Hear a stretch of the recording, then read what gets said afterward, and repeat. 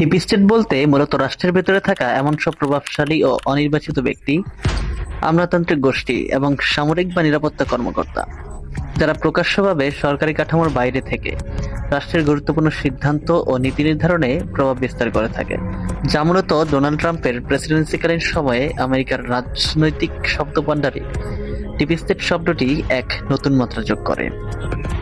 ট্রাম্পের দৃষ্টিতে এটি কোনো সাধারণ সরকারি আমলাতন্ত্র নয়, বরং এফবিআই, সিআইএ এবং পেন্টাগনের মতো প্রভাবশালী সংস্থাগুলোর অনির্বাচিত কর্মকর্তাদের একটি গোপন জোট, যা তার নির্বাচনী ম্যান্ডেটকে দুলিশ্বাত করতে এবং তাকে ক্ষমতা থেকে সরিয়ে দিতে সক্রিয় ভূমিকা পালন করার চেষ্টা করেছিল। ডিপ স্টেট মূলত কোন কোন বিষয়ে হস্তক্ষেপ করে থাকে? ট্রাম্পের প্রধান অভিযোগগুলোর মধ্যে অন্যতম ছিল যে ডিপ স্টেট 2016 সালের নির্বাচনী ফলাফলকে উল্টে দেওয়ার চেষ্টা করেছে। তিনি প্রায়ই দাবি করতেন যে এফবিআই এবং সিআইএ এর সদস্যরা তার বিরুদ্ধে একটি অভ্যুত্থান বা coup চালানোর ষড়যন্ত্র করেছিল, যাতে একজন গণতান্ত্রিকভাবে নির্বাচিত প্রেসিডেন্টকে অবৈধ ঘোষণা করা যায়। এছাড়াও বাংলাদেশের সরকার উচ্ছেদেও ডিপ স্টেটের হাত রয়েছে বলে অনেকে মনে করেন। সাম্প্রতিক সময়ে ভারতে চলমান শিক্ষামন্ত্রীর পদত্যাগের ইস্যুতেও ডিপ স্টেটের হাত রয়েছে বলে ধারণা করা হচ্ছে। ট্রাম্প প্রশাসনের শুরু থেকে বিভিন্ন স্পর্শকাতর ফোন-আলাপ ও তথ্যের ফাঁস হওয়া ছিল মূলত ডিপ স্টেটের কাজ বলে মনে করেন ট্রাম্প প্রশাসন, যা তাকে দারুণভাবে ক্ষুব্ধ করেছিল।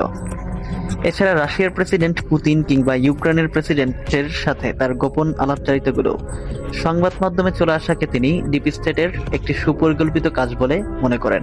তার মতে এই ফাঁসের উদ্দেশ্য ছিল তাকে আন্তর্জাতিক মহলে এবং নিজ দেশের জনগণের কাছে তার ভাবমূর্তি ক্ষুণ্ণ করা। হুইচ হান্ট কোনো ব্যক্তি বা গোষ্ঠীকে যথেষ্ট প্রমাণ ছাড়াই দোষী বা শত্রু হিসেবে চিহ্নিত করে তাদের বিরুদ্ধে পরিকল্পিতভাবে তদন্ত, হয়রানি, অপপ্রচার বা শাস্তিমূলক ব্যবস্থা নেওয়াকেই বোঝানো হয়। রবার্ট মুলারের রাশিয়া তদন্ত এবং পরবর্তীতে ইউক্রেন কেলেঙ্কারি নিয়ে যে হুইসেল ব্লোয়ার অভিযোগ উঠেছিল, ট্রাম্প সেগুলোকে সরাসরি হুইচ হান্ট বা রাজনৈতিক উদ্দেশ্য প্রণোদিত ডাইনি শিকার হিসেবে অভিহিত করেছিলেন। ট্রাম্পের দাবি ছিল এই তদন্তগুলো তাকে কাজ করতে না দেওয়ার এবং তার প্রেসিডেন্সিকে পঙ্গু করে দেওয়ার জন্য ডিপ স্টেটের একটি কৌশল। নানান সময়ে বিশ্বের সবচেয়ে গুরুত্বপূর্ণ ব্যক্তিদের নজরদারির কাজও ডিপ স্টেট প্রায় সময় করে থাকে।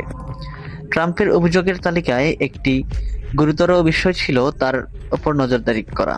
তিনি একাধিকবার দাবি করেছিলেন যে 2016 সালের নির্বাচনের সময় ওবামা প্রশাসন তার নির্বাচনী প্রচারণায় অন্যায়ভাবে স্পাইং বা গোয়েন্দাগিরি করেছে এবং ট্রাম্প টাওয়ারে তার ফোন ট্র্যাপ করা হয়েছিল। যদিও তথ্য প্রমাণে এই দাবির সত্যতা পাওয়া যায়নি, তবুও তার সমর্থকদের মাঝে এই আখ্যানটি বেশ জনপ্রিয় হয়েছিল। রাজনৈতিক হাতিয়ার হিসেবে ডিপ স্টেট। সামগ্রিকভাবে এই ডিপ স্টেট আখ্যানটি কেবল কোনো অভিযোগ না, বরং এটি মূলত একটি কৌশলগত রাজনৈতিক হাতিয়ার, যা রাজনৈতিক মেরুকরণে আরো গভীরভাবে কাজ করছে। দেশের অভ্যন্তরীণ বিষয়ে কাজ করে থাকেন, দেশের নানা নীতি নির্ধারণে এবং দেশের সরকার পরিবর্তনেও অনেক সময় ভূমিকা পালন করে থাকে এই ডিপ স্টেট।